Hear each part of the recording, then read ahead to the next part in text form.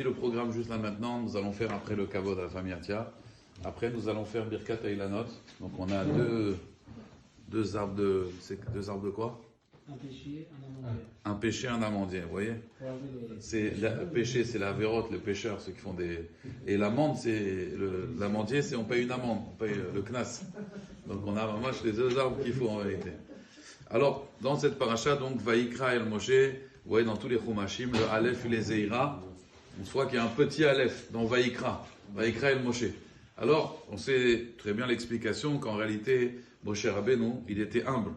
Et donc, il ne voulait pas montrer que par rapport aux autres prophètes, vous savez qu'à chaque fois qu'un prophète, Hachem il parle à un prophète, c'est dans son sommeil, ou alors c'est de façon, on va dire, pas de façon ponctuelle, fortuite, anodine.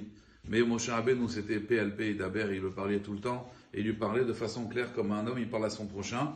Alors Vaïkra, il a par humilité, il a fait ce Aleph qui est petit, et d'ailleurs dans toutes les parachutes du Sefer Torah, à chaque fois vous verrez toujours dans Vaïkra ce Aleph qui est petit. Une fois j'avais envoyé quelqu'un me remplacer dans une synagogue, parce que je ne pouvais pas être là, et en fait il n'a pas voulu lire à la Torah. Il a dit parce que le Sefer Torah il n'est pas soul.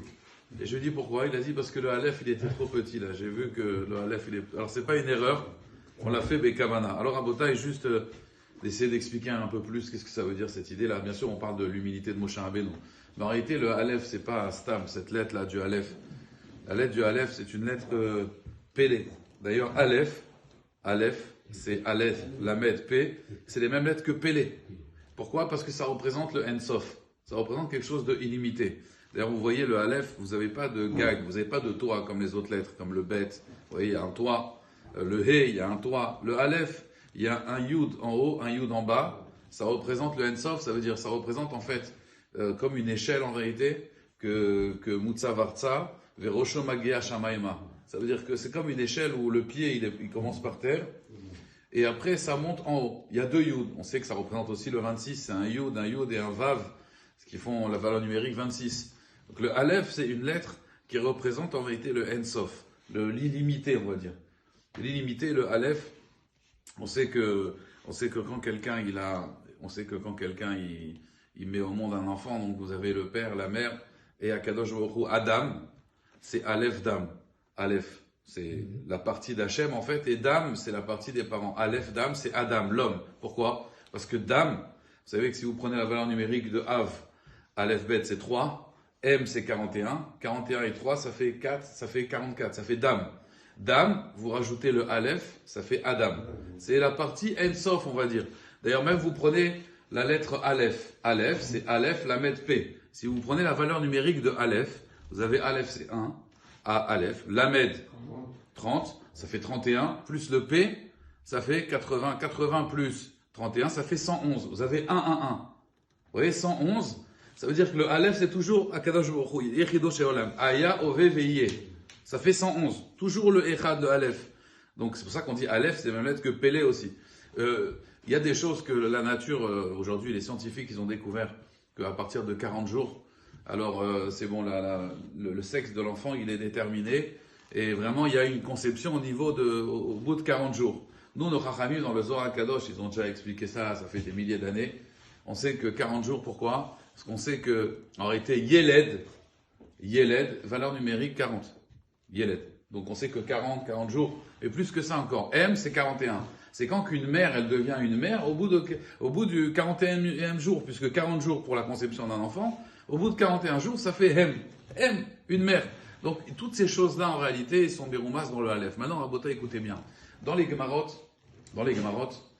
il n'y a jamais le Daf Aleph. Ça commence toujours au Daf Bet. Toujours dans la Torah, d'ailleurs même Bereshit, la Torah elle commence par un Bet. Pourquoi on n'a pas commencé par un Aleph? La logique, dans les pages de Gemarot, jamais vous avez Daf Aleph. Pourquoi? Il y a plusieurs explications bien sûr. Mais c'est pour expliquer qu'en réalité, le Aleph aussi c'est la même racine que Ulpan. Aleph, Ulpan, apprendre. On sait que le Ensof, si on veut s'approcher du Ensof, ça veut dire le Ensof, il n'y a pas de limite, c'est quelque chose d'éternel. Si on veut se rapprocher de quelque chose d'illimité, alors que nous on est limité, la Torah est illimitée. Sinon on est limité, on ne pourra pas. Alors nous-mêmes, il faut devenir quoi? Il faut devenir illimité. Comment devenir illimité? La première chose, dans n'importe quel chorma, si on veut apprendre une intelligence, c'est comprendre qu'on n'a rien compris. Comprendre qu'on ne sait pas. Quand quelqu'un il vient avec sa tête et il veut comprendre quelque chose, avec ses données à lui, il aura du mal à comprendre. Comment on fait pour comprendre une chorma? On arrive devant une chorma, on se dit, voilà, on n'a rien compris, et maintenant on va essayer de comprendre. Le Aleph, il le fait petit, Moshe Rabbeinu, pour nous apprendre que c'est comme ça qu'on étudie la Torah. C'est quand quelqu'un, il est conscient qu'il connaît rien, et que maintenant il veut apprendre, alors maintenant il devient Chacham. Maintenant il demande l'intelligence. C'est quand qu'on demande l'intelligence, c'est quand ce Aleph là, qui représente le Ensof, on se fait petit, ça veut dire, on se dit qu'on n'a rien compris, que maintenant on veut comprendre. Là, on commence à comprendre les choses. Il y a Doua, cette histoire-là, tout le monde la connaît, mais c'est toujours bien de la rappeler. Une histoire très connue d'un grand Talmid Chacham qui voulait donner sa fille à un Bachour. Et alors il est parti à la yeshiva et il a dit au Rosh Yeshiva, j'aimerais que tu donnes le meilleur Bachour de ta yeshiva pour ma fille, c'était un bon Bachour.